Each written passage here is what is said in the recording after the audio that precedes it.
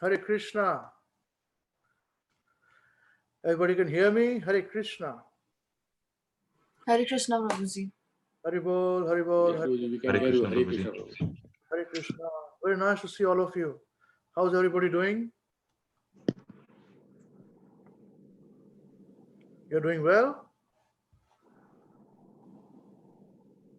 Well, I hope you're doing well. Yes, Prabhuji, we are doing well. All right. Oh, you got Mr. Mayuresh Patil here back in action, eh? After your work. You got some leave from your work, looks like, Mayuresh. Yes, Prabhuji. Nice. We got some absenteeism. We were requested by Piyush and his wife. They cannot come today. They've got some prior engagements. I think they'll be with us watching on. They kept catching up on our YouTube channel later on. So Hare Krishna. Very nice. Today I have not sent you what we are going to discuss because I thought I'll keep it as a sort of a small surprise.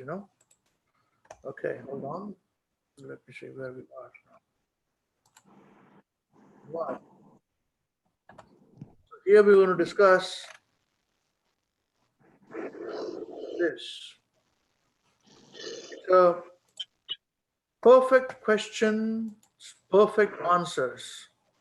Have you heard this book before of perfect questions, perfect answers? No? Okay.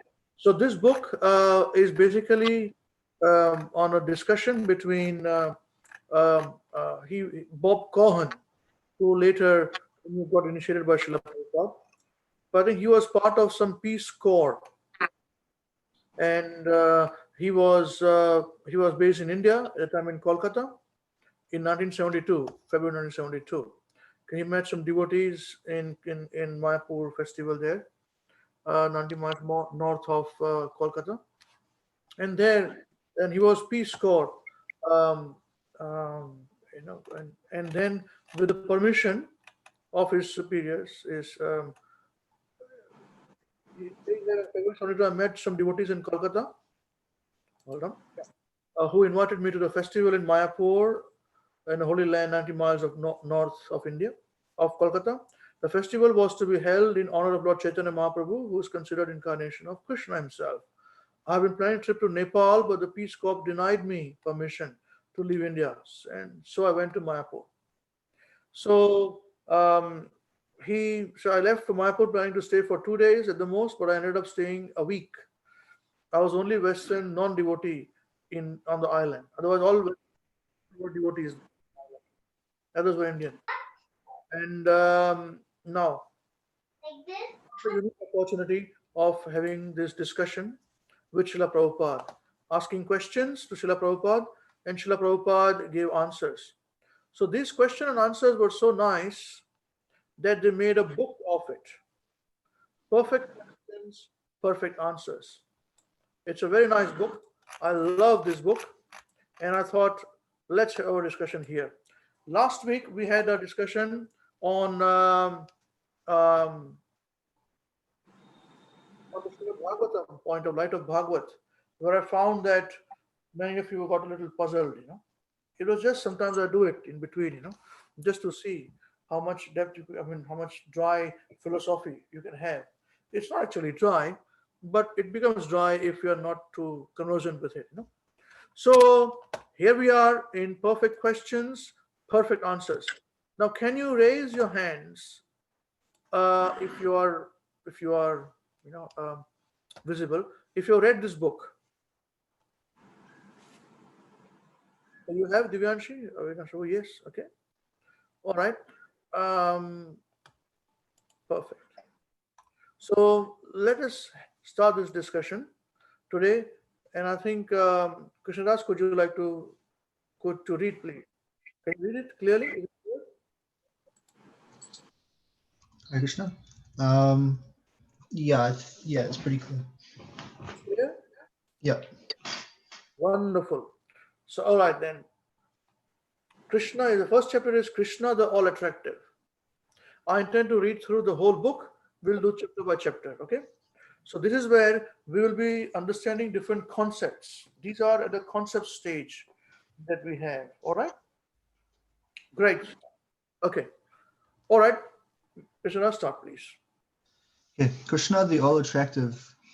Bob, what is a scientist?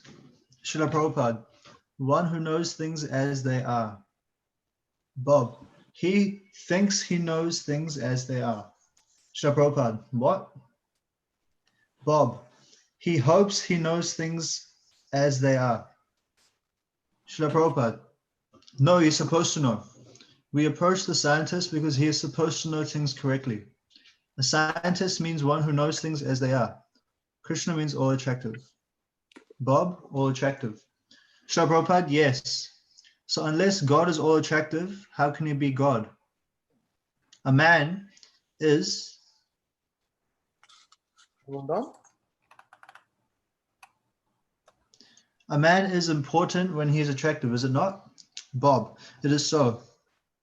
Srila Prabhupada, so God must be attractive. God must be attractive and attractive for all.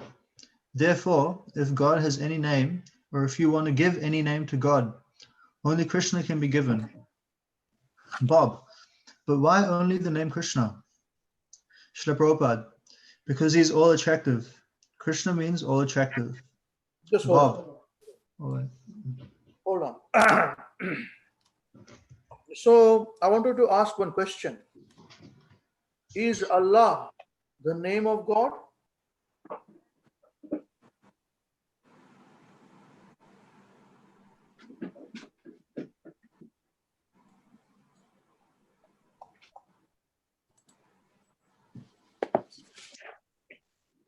Yes, Prabhuji, according to the Muslim people, the religion.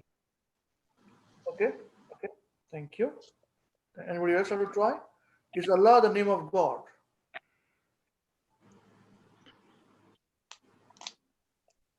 Yes, I believe Allah means God is great. The great God is the great one. Something like that. Thank you, Sundar. Yes. Yes. Yes. Allah is a connotation. Allah means God. Just like in Christian, we have got God. We have got God, but He doesn't have a name. It's a Sure. connotation. Like we say God, so it's God. You know, it's God. That's not a name. It's a connotation. So Allah means that God is great. God. Right? This is what Prabhupada here first clarifies here. God must be all attractive. That's why His name is Krishna. Not necessarily understood. Is it clear? What? You understand this point? Prabhuji, but shouldn't the basic definition of God be like one who is the originator of everything, and being all attractive is a secondary quality? The Yes. primary should. He's a good point. He's Yeah. he's originator of everything. That is right. But to become and understand somebody is originator of everything, he has to attract everybody. So people have to attract the concept of God. Then we talk about the original part and he's the origin of everything and all that. So yes, Krishna is also origin of everything. It's all Adi Purusha. He's also known as that, you know. Govindam Adi Purusham Tamaham Bhajami. Lord Brahma prays to that. That's right.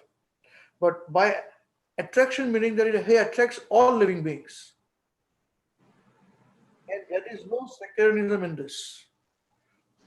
There's no meaning of Hindu or Muslim or Christian or Buddhist or whoever. Of course, Buddhists don't accept God, existence of God. But that is the reason why the first point to clarify means he's all attractive. We understand further. It will be clarified as we discuss further. Yes, Krishna. Bob, oh, I see. Srila Prabhupada, yes, God has no name, but by his qualities we give him names.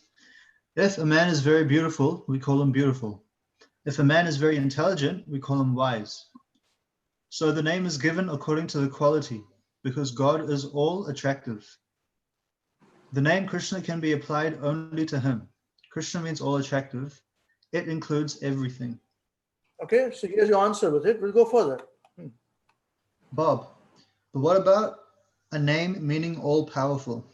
Srila Prabhupada, yes, unless you are powerful, how can you be all attractive? Shyam Sundar, an American devotee who was Srila Prabhupada's secretary. It includes everything. Srila Prabhupada, everything. He must be very beautiful, he must be very wise, he must be very powerful, he must be very famous. Bob, is Krishna attractive to rascals? Okay, one second.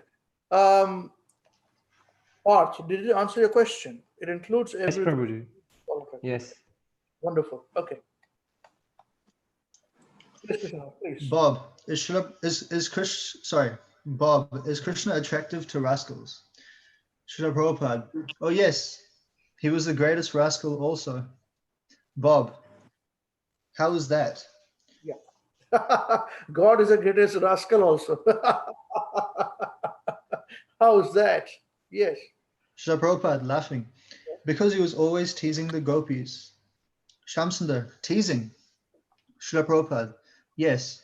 Sometimes when Radharani would go out, Krishna would attack her, and when she would fall down, Krishna, don't torture me in that way. They would fall down, and Krishna would take the opportunity and kiss her. He laughs. So Radharani was very pleased, but superficially Krishna was the greatest rascal. So unless rascaldom is in Krishna, how could rascaldom be existent in the world? Our formula of God is that He is the source of everything. Unless rascaldom is in Krishna, how can it manifest? Because He is the source of everything. But His rascaldom is so nice that everyone worships His rascaldom. 1 second. Now, all of you smart cookies will say, it's best to be rascal then, I'll start teasing girls from now onwards. Right? What? Good question. What do you reckon? I would ask this question. Yeah, Prabhuji, it's a good question, but Krishna is Krishna, and we are not to means replicate or do what he does. We are to follow his instructions, not do what he does. You are boring. I don't like this. I like this. Krishna can tease, I can tease. What is the Bollywood song? What was the Bollywood song? There was a Bollywood वो song. करे तो रास लीला, हम करे तो character ढीला. Yes, if Krishna dances with the gopis, it's called Ras Leela. And if I dance with girls, my character is very poor, It's correct. The Bollywood hero is absolutely right. What is his name? Salman Khan. 100% accurate.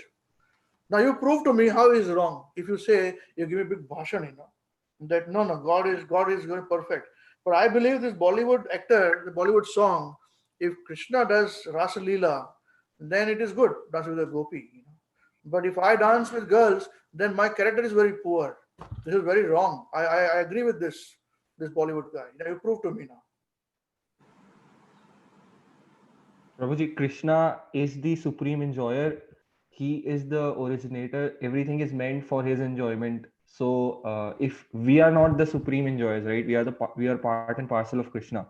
So if we start acting in his ways, it is going to be wrong. Secondly, if Bollywood says "Wo kare to Ras Leela," so Bollywood should also say he also lifted Govardhan Hill on one little finger. If you can do that, then yes, you can also perform the Ras Leela.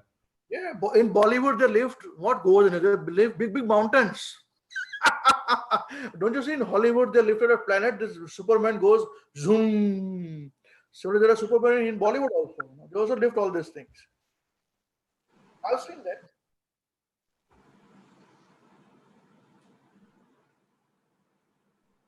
Prabhuji, no answer. You answer. No. This is good. This is role play. Same thing.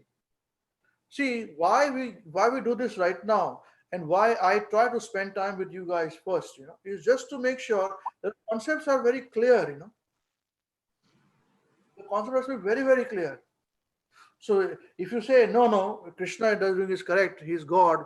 So I'll say, prove to me he's God. I don't believe he's God. For me, he's just dancing like with gopis, rascal. Here Prabhupada also says, Prabhupada also says he's dancing, he's a rascal, dancing like with gopis. So what is wrong if I dance with gopis? With girls. I think they are gopis. I will see them as gopis. What is the difficulty? Prabhu, one point that in the six opulences that Krishna has, one is Vairagya. So even so, like if we dance with gopis, maybe we'll be attached or materially affected. But Krishna, one of the opulences he has is vairagya. So maybe that is the answer. Yes, that's correct. It's a very good attempt. All your answers are a very good attempt, no doubt about it. Okay, but as a layman, when we talk to a person who doesn't believe in Krishna, how would we answer this question? One thing I could that I could think of is that whatever Krishna does brings him and everybody else great pleasure, but that's not always the case for us. In fact, almost certainly anything we do will eventually bring us some suffering or at least difficulty, particularly dancing with other people's wives. that will bring suffering to us and others, whereas to Krishna, everything he did brought happiness to not only himself but to those around him, except for Kamsa, of course, and other envious persons. That's right. That's right. Thank you.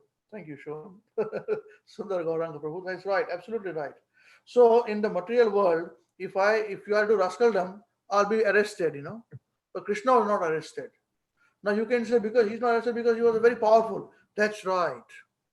Because he was powerful, he was not arrested. This is the answer. Krishna is all powerful. God is all powerful. If he was not, then he'll be arrested. This is the point.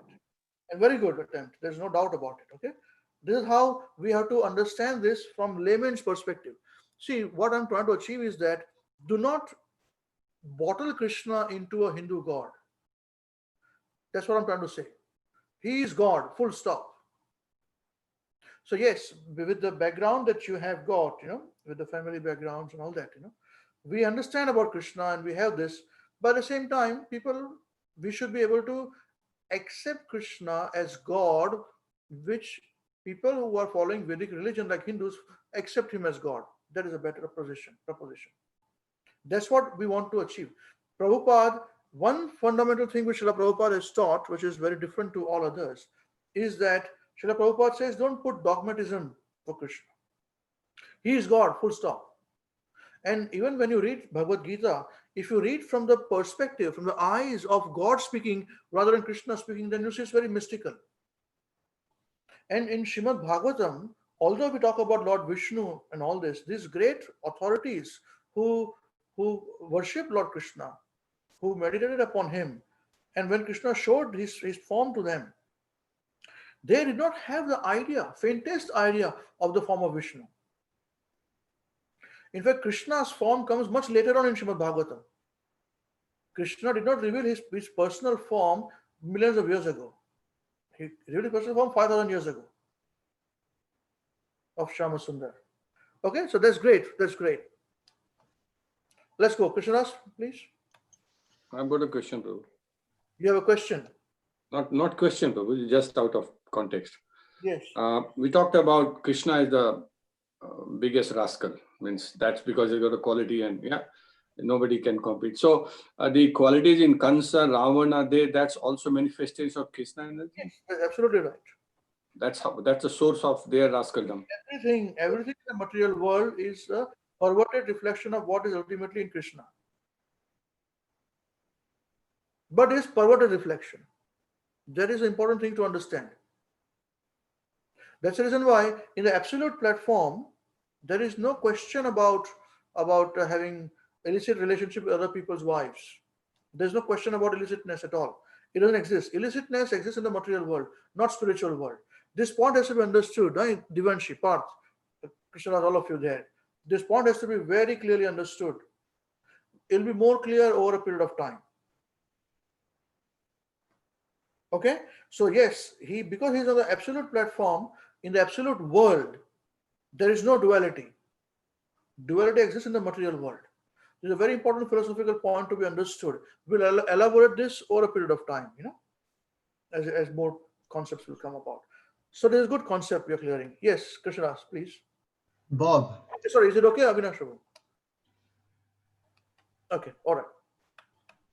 Bob, What about the rascals who are not so nice? Srila Prabhupada, no, rascaldom is not nice, but Krishna is absolute.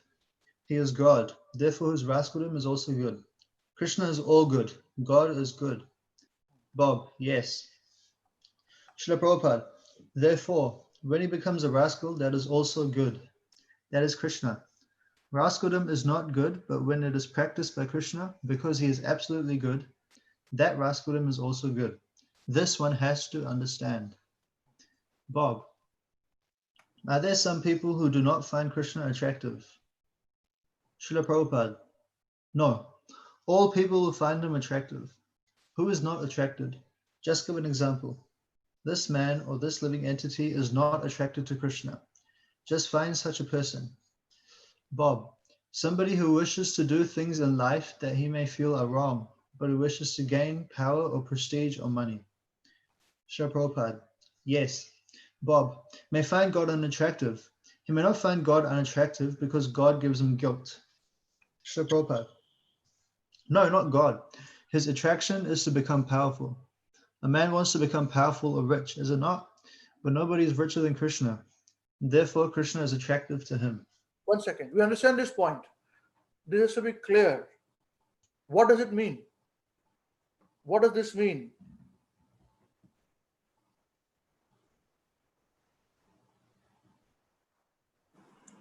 Prabhuji, I think it means that even though a person may not be aware of the fact that he is attracted to Krishna per se, but the qualities or what he desires to be in life, like for example, in this particular case, the person aspires to be powerful and have a lot of opulences, and nobody is more opulent than Krishna, therefore he must be attracted to Krishna. Just put it as God. Like the Christians are attracted to Krishna, Muslims are attracted to Krishna, as God, as Allah. Yes. He is Krishna, as we understand. Hmm. That's the point. Now, here's another interesting point Bob raised, that a person may want to become very powerful. He may want to compete with Krishna. Okay, that's why he may not find Krishna attractive. Envious people. So what did Prabhupada say to his answer? What is the Prabhupada answer here? Oh, not God. His attraction is to become powerful. A man wants to become powerful or rich, is it not? But nobody is richer than Krishna, therefore Krishna is attractive to him. So this is a philosophical answer. Like, for example, if you come to Mumbai or another place where even New York, in stock exchanges, so you'll find people who are in stockbrokers, they've got their ideals, or the richest person or person who made big money out of it. Yeah. But if a person goes deeper on the subject, then he will also see that this same person is praying to somebody. Either to Allah or Jesus, Jesus' Father, or Krishna, or Jehovah. So then, oh, you are powerful. You are praying to somebody. Just like Narad Muni once, I think it's second canto, he is requesting Brahma. He's saying that, Lord Brahma, you are very powerful. There's a very nice word, Jara Malakavad Vikram, Vishwam. So just like a walnut, you have a walnut in your palms like this. That is how powerful you are. You know the past, present, and future. The walnut, this whole universe is like a walnut in your hand.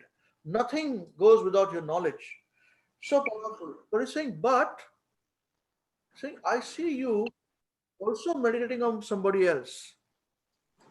You're praying to somebody all the time. So who's this person whom you're praying to? Can you please explain to me? So this is called cleverness. So just like the person wants to become rich, he may have somebody to follow and say, I want to become rich like him or richer than him. But when the person sees that he is also worshipping, to get that richness or to maintain that thing, those things, then that is called all attractive behavior. Or this person was saying, he said, oh, you're praying to somebody, then let me also pray to that person. Why should I pray to you only? No? Why should I understand you only? So that is a point. Yeah, correct. Is it okay? Great. Should I continue? Yes, any question anybody else has got on this before we go?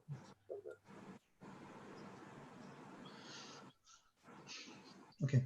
Bob, if a person who wants to become rich prays to Krishna, will he become rich?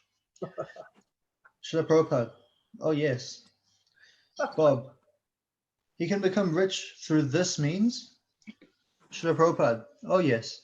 Because Krishna is all powerful. So pray to Krishna for your riches. If you pray to Krishna to become rich, Krishna will make you rich. Yes. Bob, if somebody lives an evil life but prays to become rich, he may still become rich? Srila Prabhupada, yes, praying to Krishna is not evil. You see, this is a common man's question. He say, so that means God will give money to even an evil person if he just goes and prays to Krishna, so make me rich. Yes, of course, he'll make them rich. It's very puzzling, is it not so? Immediately your material mind will think this is not fair.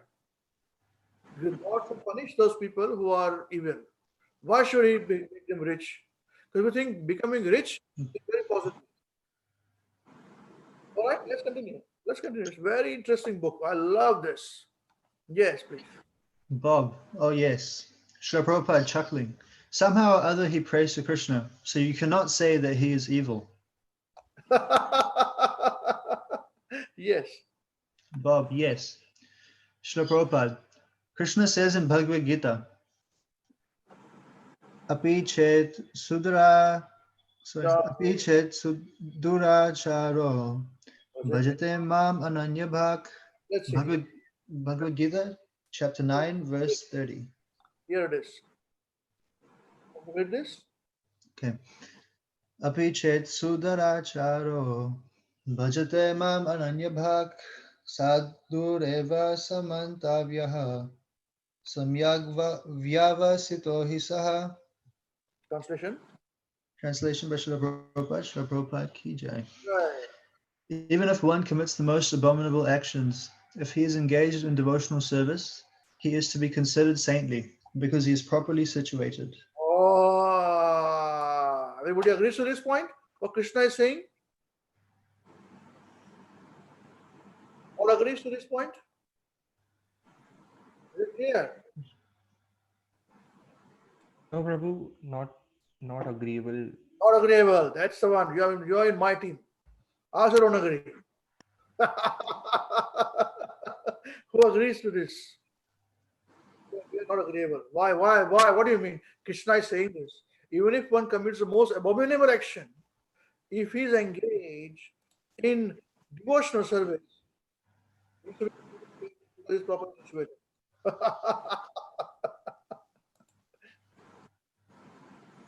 How do you understand this?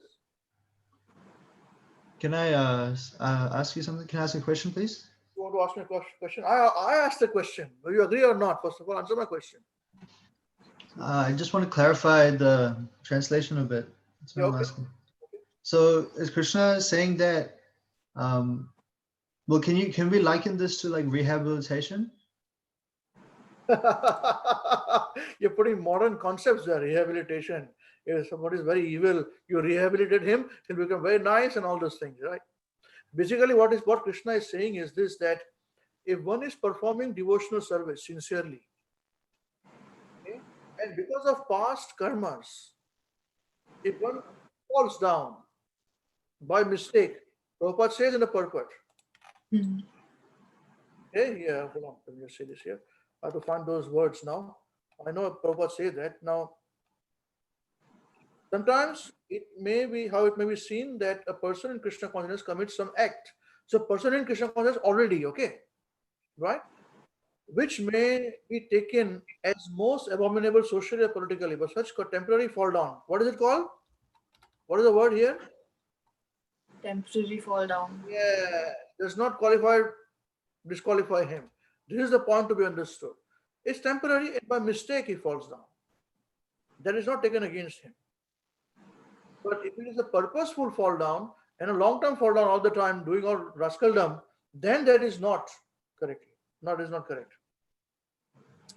Now, Prabhupada further says in the Srimad Bhagavatam, it is stated that if a person falls down but is wholeheartedly engaged in transcendental service to the Supreme Lord, the Lord, being situated within his heart, beautifies him and excuses him from that abomination. Okay? This is the most important thing to be understood. That Krishna will decide this. But that does not mean we will allow people to make use of our, of their this verse.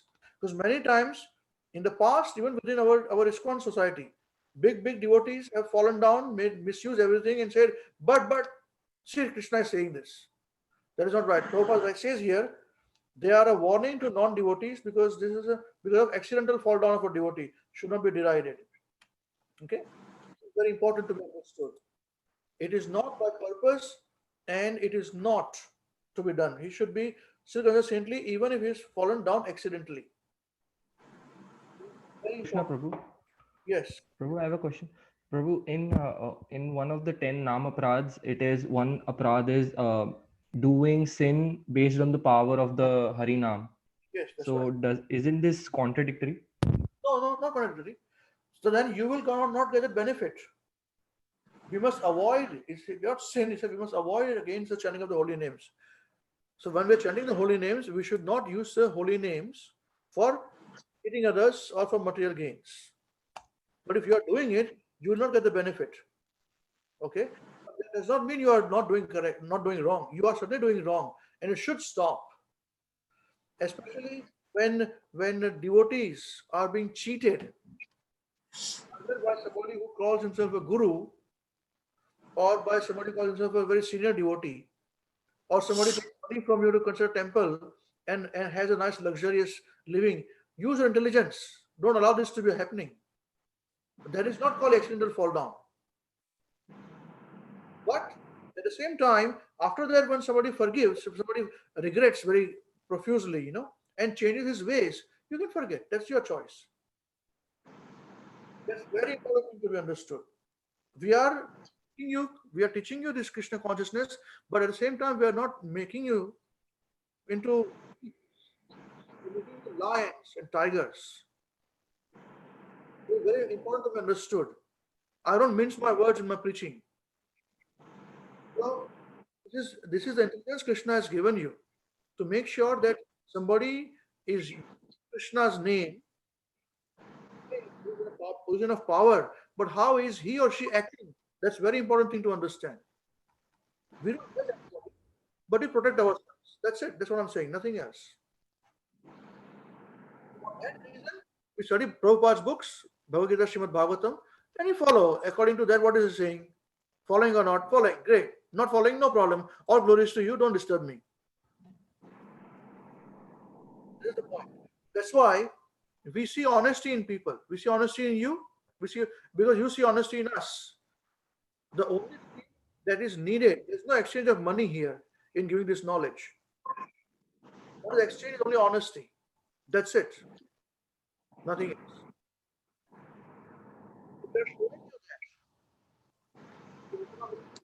Mayuresh, you're able to understand this point. Yes, Prabhuji. But I have a question. Yes. Like some time ago, we discussed about one religious leader who violated little children's, like underage children's. Yes. So if we, according to Bhagavad Gita, then if we forgive him and if he continues his religious service in his post, like in the in the religious in the religion, and he starts preaching and all, but wouldn't it be will it be push people away, like new devotees, like demotivate them? Allowed. He should not be allowed. This is a very big, being a pedophile, Yes. is a very big offense. So he should be punished for it. Okay. But but the Bhagavad Gita says he is saintly. You need to understand this point. So this is not an accidental fall down. He's not having sex with one small child once. Even that is not acceptable. Is that acceptable to you? No, Prabhuji. It's not acceptable. Full Absolutely stop. not. So then what happens is that once he is punished, he should be suitably punished for it. Then Krishna is saying, we saintly if he comes back after complete verificatory process. It's a long process. He doesn't need to be then shown, I'm still a big guru, worship me. It's wrong. That's foolishness. So you become humble devotee. You be in jail, you do your time, you do everything that is needed. Okay? If you have to exercise, please do so. Right? After that, it is between him and Krishna. Then he simply quietly sits down and he does worship. That's between him and Krishna, not us. That we are not interested. But he's been punished. But he's not made into position of power again. That is wrong. That is when it happens in organized religion, these things happen. That is the downfall of that organization. Be it Christianity, Catholicism, or be it even ISKCON. Or any organization. Name to anyone. Islam also, same things. So what we are telling you is that this is not only goody things. At this stage, whatever we teach you will guide you for future understanding of your scriptures. Okay? Prabhuji, yeah. Yeah, but at no point in time that you should say, oh, well, he's back as big priest or big guru. No, you don't become priest again, big priest. Become humble servant of Krishna. And that is how you can win people's heart and you will win Krishna's heart. It's not going to be that easy to win Krishna's heart if you've done such abominable thing. Yeah, simple, very simple. Yeah. When I had made some noises about some people who had done, with pedophile situation, so I got some information from the big authorities here to say, why are you saying like this? I'm telling you on record. I'm telling you here. It is recorded here on Facebook and YouTube. I said, man, if it is your child and I'm making noise, will you help me or not? Will you support me or not? If someone has his child, then you're saying we should not do like this. But if it's your child, like, give me your child. If I touch his private parts, will you like it or what? And then you'll go back to Godhead by keeping quiet. No way. This is a point to be understood. Before we come to the pages of Bhagavad Gita, we have to understand this point. Krishna says kill to Arjuna. We are not killing anybody. Krishna did not say forgive them. You see? Krishna, before the battlefield of Kurukshetra, all of you are from Indian background, so you'll know this background. That before the battle of Kurukshetra began, Krishna did everything possible to say, don't have the battle. He even went as a messenger and said, I am telling you, I have not spoken to Pandavas. There's a very nice verse in Bhagavatam. I've got this verse written down, He's saying that give them 5 villages. They are Kshatriyas. They cannot live like Brahmanas, begging. They cannot do this. They are not Vaishyas doing business. They cannot do this. Their mentality is that they are Kshatriyas. They have to rule. So if you have taken their whole world because they were big kingdoms, big kings, basically half of the world it was theirs. So give them this world. Instead of that, give them 5 villages for 5 Pandavas. They'll be happy. I'm telling you. But Duryodhan says, no, I will not give them even that much land which is on the tip of a needle, of a pin. So I said, okay, now then fight. This is the point, you see. And then Krishna says, now fight. And Arjuna said, well, I see them as brothers, sisters. I see them as uncle, auntie, grandfather. He said, you fool, you forgot what they have done to you. Krishna said the opposite to them. Is it not so? See, without knowledge, we think, oh, Arjuna is right. We must forgive them, forget about it. He is so correct.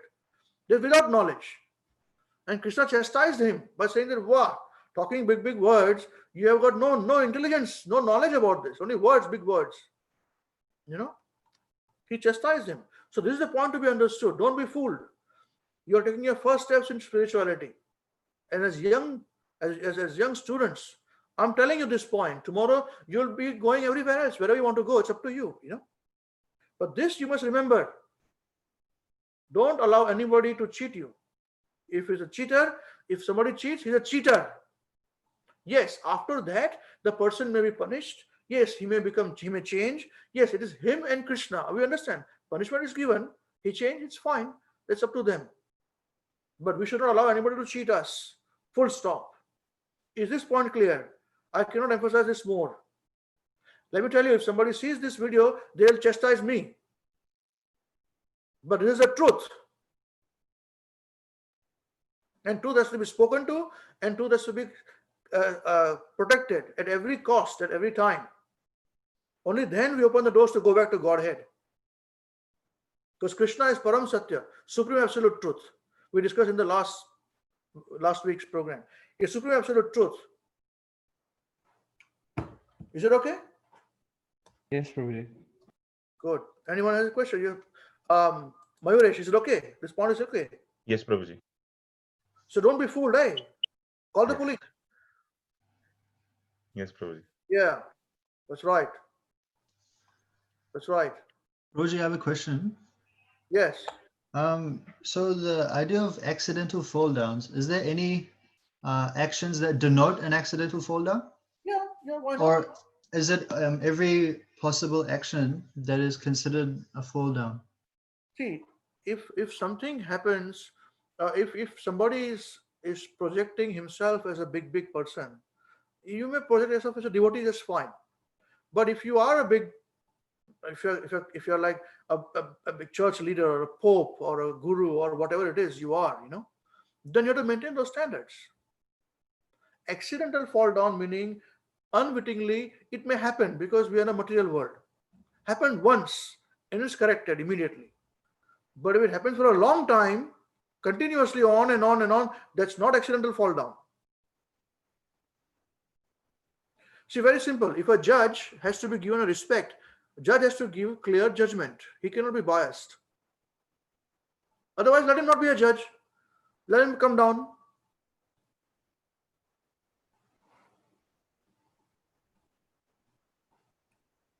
Yeah, that makes sense. Yeah, it's truth. So I want to ask one question to all of you guys. Is truth black and white or truth is shades of gray?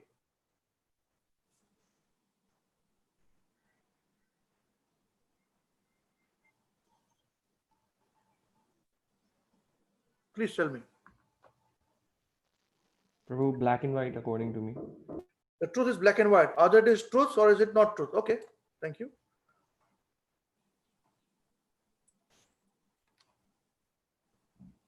It's black and white, Prabhuji.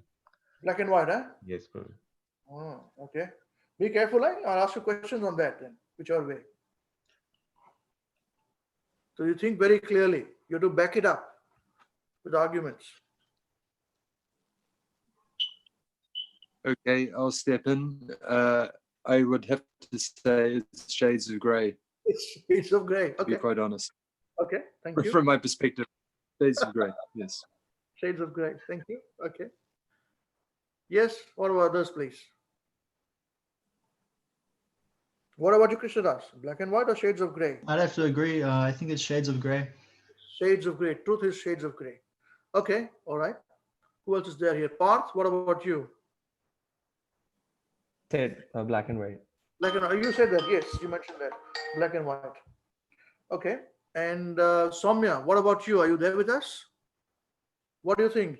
Truth is black and white or shades of gray? Shades of gray. Shades of gray. Okay. Wonderful.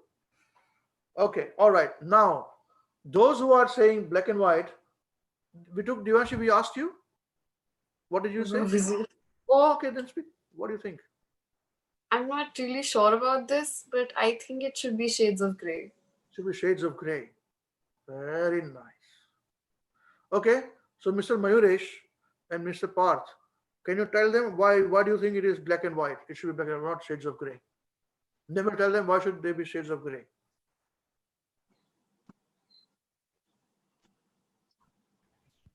Prabhu, it's black and white because maybe their perspective of it being shades of gray is because they have experienced like the truth change in varying degrees. Like in Bhagavad Gita, Krishna changes the truth according to him.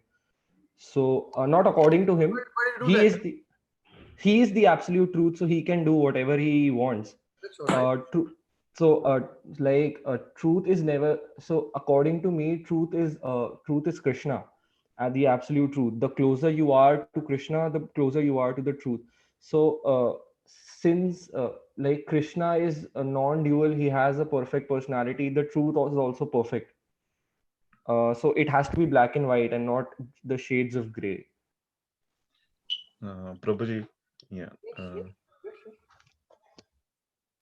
yes. So when we like talk about Krishna, the Krishna is God. That is truth. That is like there is no gray, no shades of gray. Uh, I will talk about some from the material world, like material things. When we say the truth is shades of gray, one might say like take an example of terrorism. Like when like in India, like if there is a terrorist attack, like then Indians say that is that is they will say it is wrong or it is evil.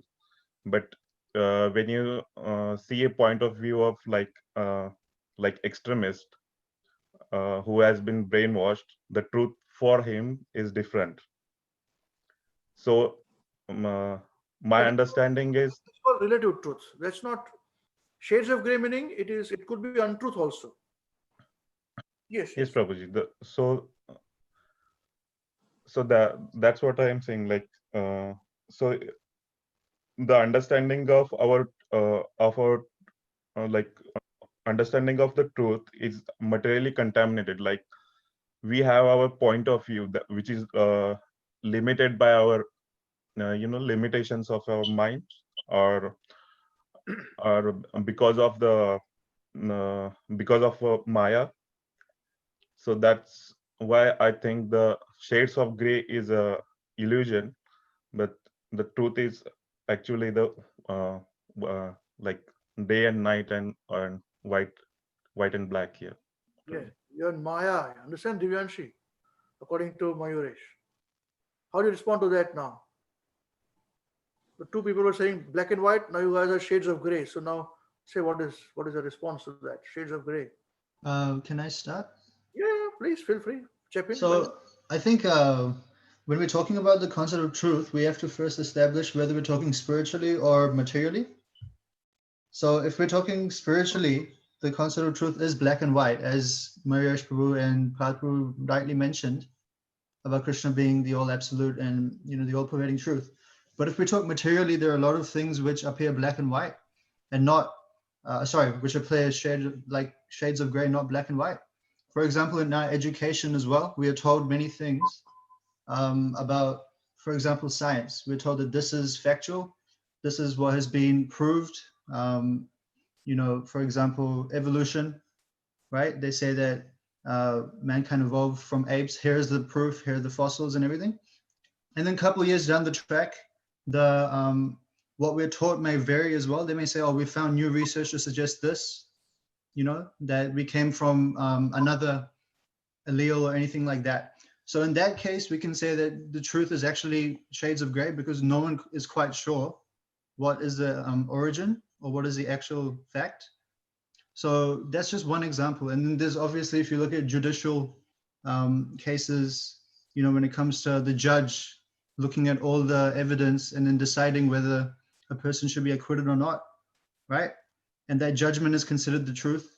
So there are a lot of things materially which can be kind of construed in perspective. So that's why I feel like it's, materially speaking, it is shades of gray. So yeah, that's my 2 cents. Thank you. Yes, Path has raised his hands. Yes, Path, tell me. Yeah, Prabhu, just to what Prabhuji said right now. The first point he said that truth is we have to determine whether it is spiritual or material, but is saying truth is relative undermines the value of truth itself, because Krishna is the same in the spiritual world and the material world. And if Krishna is the absolute truth, he's the same both. He's same in material and spiritual. Then the truth has also is also same both ways. Now, as far as the example he gave, the truth remains the same that maybe the theory of evolution is wrong. Again, to just elaborate on what I'm saying, I'll suggest that before Mount Everest was discovered, people thought some ABC or XYZ mountain was the highest. But the truth was same, that Mount Everest is the highest, irrespective of whether you have discovered it yet or not. The truth is that Mount Everest is the highest mountain on earth. So that is my answer. Yeah, good comeback there. Yes. From the Shades of Grey team, please respond. If I may wade in. Yes, that the Everest point is a very good point unless they discover another one. The thing I think of truth is that absolute truth, and yes, there's absolute truth and the relative truth that we live in, but absolute truth only Krishna and the realized devotees know. And this is such a small, I mean, there's Krishna is everywhere, of course, but the Paramatma. But notwithstanding totally self-realized personalities who are so incredibly rare, it seems that there's 7 billion humans on Earth and 7 billion different Earths, 7 different points of view. What to speak of all the animals, you know, all the insects and the fish, and everyone has their own subjective truth as what's going on, you know. And I was just when I was listening, I was thinking of like sunglasses, like tinted glasses. If you have a pair of orange tinted glasses on, and I look at you and I say, Ambarish Prabhu, you're orange, you've turned orange. It's Orange. of course the truth is you turned orange, but on the other hand, I'm not lying, because the way I see you as being orange because of my tinted lenses, and we all see the world through the tinted lens of our conditioned minds. So, as I say, only Paramatma and his self-realized devotees know what the truth is in any daily situation. And I think in the context of this verse that's come up from Srimad Bhagavad Gita, you know, you may see someone, and it's very, very, really amazingly, very compassionate of you, Ambarish Prabhu, to put the stress on people getting as much spiritual insight as they can when they enter into a spiritual organization, because you may see one devotee who appears very fallen, not a devotee, someone who is obviously very much under the influence of material nature, material energy, but in their heart, we don't see their heart. In their heart, they may be trying their level best to please Krishna in any way they can. They're just so molded already by life that they can't get themselves out of certain states of being, and yet in their heart they're just trying with every desperation to please Krishna. And then on the other hand, you may see someone who appears to be a very big devotee, as like someone earlier tonight mentioned, committing simple activities on the strength of the holy name. So their mind may be full of all sorts of false prestige. Oh, look at me, I'm this big leader. And really, when people see and they are impressed, you know, really their Krishna consciousness may simply consist of ringing bells and blowing smoke and doing yagyas and sounding very saintly and appearing very saintly, but who really knows what's going on inside their heart? And they may be actually committing actual abominable activities and using their position in a spiritual organization to do that it's obviously being in a dishonest way. So who's more pleasing to Krishna? The person who's struggling with their conditioned life, and yet in their heart they're really trying to please Krishna, or the person who's just enjoying all the fame and all the followers and all the adulation by appearing very saintly, but is just really absorbed in their own false ego. So not only when it comes to black or white, you know, Krishna's pleasure is, and Krishna, but you know, unless someone is a very, very, very, very, very self-realized, very, very elevated being, and that's why those personalities are so respected, because they see truth. And the rest of us, I think we live, not only is the truth shades of gray, but it's somewhat murky. And the best we can do is in our hearts just keep doing our best. And that, I guess, that's one absolute truth that we can hold on to, is keep doing our best. And we know the closer, the more we study Prabhupada, the more we get some light, some indication in the fog as to how we can please Krishna. Okay, thank you very much. Prabhu, yes, very nice. Thank you very much for your realizations. Who's remaining now? No, Devanshi, don't hide now. Come on. Prabhuji, I was already very confused between the two things. I thought the question that was being asked was that whether the revealed truth, or how the truth is revealed to us, that truth is black and white or in the shades of gray. Truth is like truth. Yeah. Truth is truth, yes. And the absolute truth, of course, should be black and white. But it's just, this one example comes to my mind. I'm not sure which part this example supports, which side this example supports, but the story of Yudhishthira Maharaj, when he was asked to lie about that Ashwathama had died. And then Krishna said that you just say that Ashwathama has died and don't mention that Ashwathama is the name of the elephant.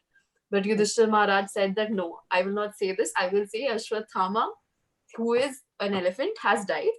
And then you do whatever you want to do. I will not give the incomplete truth. So I think, in the sense, I would kind of like to, this kind of iterates that truth is truth. That it, even though this seems like Yudhishthira, truth could be revealed in shades of gray that Ashwathama has died, but it is an elephant. This seems like, shades of gray, but the truth is that Ashwathama, which is an elephant, has died. So it does not matter in which way you reveal it. It is what it is. That's right. Ashwathama has died, whether an elephant or a man, I don't know. Yes. Yeah, okay. All right, thank you. This question is very pertinent question. It is in the material world also. It was asked in our sales training session, and also it is in the spiritual point also. It's very important, I believe. And truth is black and white. There are no shades of gray. If there is shades of gray, then how many shades of gray are there? 50? There's a movie there. 51, 52, 100, 200, 300, 400, 7 billion, as Sundar Prabhu mentioned, 7 billion people. So then there's no truth. So you cannot say, I love you very much. Do you love me? Yes, more or less. Yes and no. I love you, I don't love you. How will you marry a person like this? Do you love me? Oh, well, yeah, but some shades. Sometimes I love you, sometimes I don't. It doesn't work like that. Similarly, if the Krishna has given example of a court, so if you go to the court and if you're giving a verdict, not verdict, if you are a witness, they say, now take the oath, of God or speak the truth. This guy say, yeah, I speak relative truth. Or I speak shades of gray, will his witness be considered? No, nobody will do those. You see? So truth is truth. And the more truthful a person is, before we are truthful to outside people, something's happening here. Sorry, so who has raised your hand? Krishna has raised your hand. Hold on. Yes, just 1 second. The more, before we are truthful to outsiders, we are to be truthful inside us. It's okay to be not perfect. It's okay to fall down. Every day we fall down. Every day we know, but it's important to accept this and not accept the honor which you are getting. You see, that is the very important point to be understood. Moment, if I say that I've got this position and I'm going to misuse the position, then I'm misusing the position. No matter whatever you say, that I was forced to do this, I was doing that. No, you did wrong. For example, I had in my organization, material organization, I had my colleagues, some senior colleagues, and he was cheating the company. So they asked him what happened. He said, well, I was forced to do it. He said, no, sorry, that's not allowed. You're not going to force. You did no wrong. That's it. Krishnadas, you have a question to come back, please. No, it's okay. It's fine. I did it by mistake. Oh, did I forget. Okay. Okay. So, shades your hand. Sorry. Truth is black and white, material or spiritual. We cannot have individually. We may feel our individual situation that okay, because I see things from my experience. That's another point, but it does not take away the fact that, like for example, Sundara Prabhu, you mentioned about the orange sunglasses. So it does not take away the fact that if you remove the sunglasses, the real picture is not orange. You are seeing it that way. So it's very critical that if we are truthful to our own self, we are at peace. And that's what I'm trying to say, that in the material world as well as the spiritual world, if you want to be truthful, then you will have to protect the truth. That's why one of the first sessions when I mentioned to you, you have to be very shrewd. People take advantage. Oh, you are Hare Krishna, or you are a spiritual person, so I can cheat you. I can do this and I can do that. Don't allow that to happen. It's very important. And truth is always black and white. Will you like a person who is truthful to you? Question. Yes or no? Yes. That's it. That's it.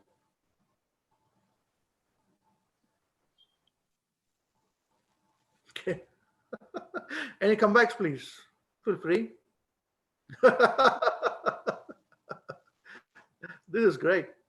This is what I love about this beginners program. I would love not to give to anybody else, Prabhuji, what does it exactly mean to be truthful to others? Does it mean that they should know the entire truth about you? Or No, not the about truth? you. No, it's not about you. It's what I'm telling you, don't be a fool. You don't have to be open book to everybody to say this happened to me, that happened to me. See, truth has to be protected at various levels. You don't have to be a fool to tell about everything to everybody. There's a very thin line, and it needs to be maturely understood. Because people easily misunderstand truthful means he's a foolish person. You can ask him, he's going to tell you the truth all the time anyways, So why do you want to know? You can ask this question, right? You have a right to keep quiet. You have a right to preserve yourself. Yeah? You have a right to say, you have a right not to say anything. It's your choice. So remember the very first session I took with all of you, where I said that don't be in a haste to give solutions to people. That is the point. Very important point. It all stems down. This is all the fundamentals which evolves around our understanding of the truth. And we have to be truthful. That doesn't mean we are foolish. We are very shrewd. But we are in the heart very simple people. Because this simplicity, truthfulness will bring simplicity in us. You not argue about things. You see, somebody says, well, you have got so many difficulties. I say, yes, I have got so many difficulties. I understand. Full stop, no argument, is it not so? If somebody says you are a rascal, this you are 100% accurate, I am a rascal. Matter ends there. There is no further discussion.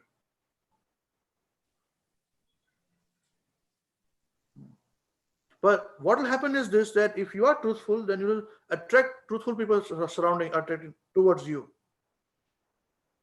Then you will not waste your time. Otherwise, very waste of time to be surrounded by truthful, non-truthful people, who sometimes speak the truth, sometimes don't speak the truth. I love you. Yes, I love you, but I love you not. Sometimes I love you. This doesn't work.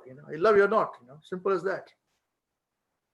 And many devotees also make the mistake, because being truthful is a very big sense control. We think sense control is only about sex life.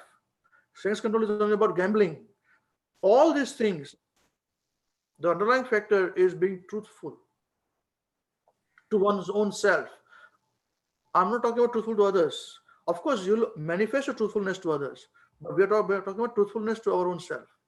You will not fight with anybody, but you will fight on principles, not on. And I'm telling you, magic things will happen if you just focus upon being truthful. Because Krishna is supreme absolute truth. That's it. In the material world, it's all relative truths. We spoke about relative truth, all relative truth. What is truth for you is not true for me. Right? Is it okay, Divyanshi? Yes, Prabhuji, but I wanted to ask, just for the purpose of having, just to know, that are there any circumstances where it would be considered, say, okay to lie?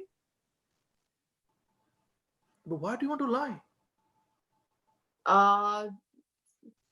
I mean, I know that, but it's just a question that would there be any circumstances where it would be okay?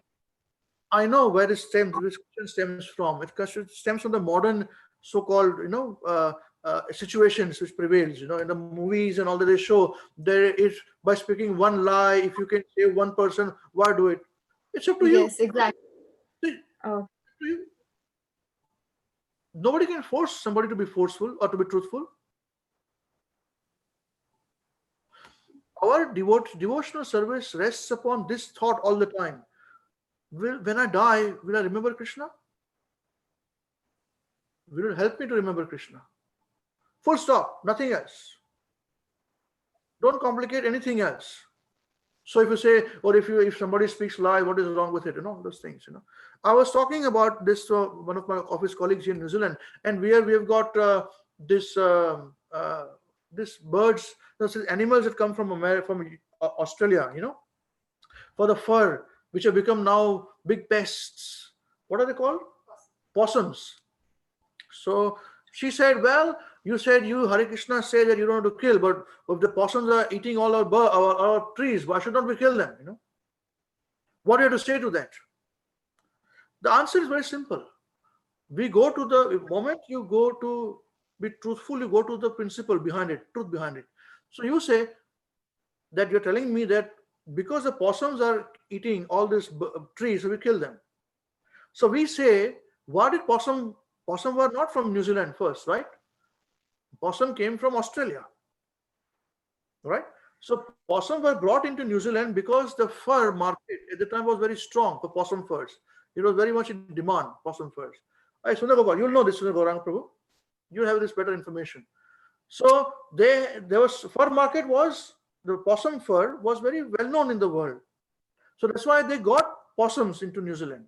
They are not from New Zealand. Now, after some time, the possum's fur demand went away. So they had no need for possums. So they were left in the wild. And possums bred like rabbits, and started to eat everything. I said, we as devotees would not wear anything which is made up of animal fur. So we don't have this problem. So don't put your problem to me, you see, and bring your relative truth to me. I'm free of all these things. I don't eat only. I don't wear this only. So why should I blame? Why blame me? If I was the Prime Minister of New Zealand at the time, I would say, don't bring. Nobody should wear possum fur jacket or whatever it is. We don't want to do that. Animal cleaning is not allowed. But you'll not make me Prime Minister because of that. If I stand like this, and nobody will vote me, So it's your problem. Now suffer the consequences. You see? So this is the point. Remember, it is clear answering your question. So this is the point of the modern age to say if you speak one lie, if you save one life, what is that wrong? No, that business is in movies. Foolish people. All right, is this clear now? Yes, Prabhuji. All right, wonderful. I think we have overshot. So Krishna, can we just finish this? Yes, the English I don't know, but Abhishek Sudhacharo. Yes, just read this, Krishna. Okay, Srila Prabhupada. Krishna says in the Bhagavad Gita, Apichet Sudaracharo Bhajate Mam Ananya Bhak. Have you read it? Bob, yes. The Sanskrit I don't know, but the English I do. Srila Prabhupada. Bob, even if the most evil man prays to me, Srila Prabhupada, yes. Bob, he will be elevated. Srila Prabhupada, yes. As soon as he begins to pray to Krishna, that is not evil. Therefore, he is all attractive. It is said in the Vedas that the absolute truth or the supreme personality of Godhead is the reservoir of all pleasure. Rasave Saha. Taittiriya Upanishad, Canto 2, Chapter 7, Verse 1. Everyone is hankering after someone because he realizes some mellow in it. Now we stop here. Now the conversation changes to mellows now, okay, from being evil. Okay, so we had a very good discussion today. And just before we finish off, does anyone has to say anything? Please feel free. If you would like to have any questions or clarifications, please feel free before we finish discussion today. Prabhuji, just this one tiny clarification. There are also some people who believe that Krishna means dark. Yes. So right. what do we say to them? Like, what is the Krishna dark meaning what? We should understand what is the meaning of dark. Okay, so always go to the principle behind it. So actually, the dark is the darkness of the clouds. Krishna is that fresh cloud, dark cloud, monsoon cloud. It's going to come in India now, monsoon. So when you see those dark cloud, Ghanashyam, it's called. Ghana means monsoon cloud. Sham means darkish in complexion. That is the meaning of darkness, nothing else. So his body is that of fresh water cloud. It's a color of the body. That's the meaning of that. Okay, Prabhuji. Okay, wonderful. I'll wait for 5 more seconds. If anyone has to say anything, please feel free. No problem. Before we finish discussion today.